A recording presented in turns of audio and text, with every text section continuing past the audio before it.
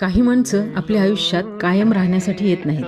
ती येतात, थोडा वेळ थांबतात, मनाला गुंतवून निघून जातात. पण जाताना आपल्यात काहीतरी कायमचं सोडून जातात. ती गेली म्हणून नातं तुटत नाही, फक्त वाटा वेगळ्या होतात. हा विरह नव्हे. आणि हो, सगळे विरह रागातून, गैरसमजातून होत नाही. काही विरह फक्त वेळ न जुळाल्यामुळे होतात, जिथे दोष कुणाचाच नसतो. जगणं थांबत नाही.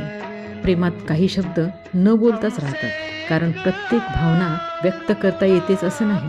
विरह म्हणजे अश्रू नाही, तर विरह म्हणजे हसताना, एखादं गाणं ऐकताना आत कुठंतरी ओथंबून येतं. एखाद्या वळणावरून जाताना अचानक मन भरून येतं.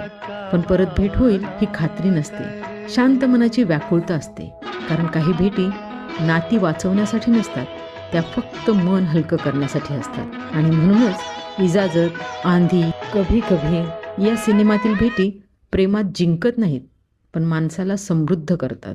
सगळ्या भेटी एकत्र येण्यासाठी नसतात.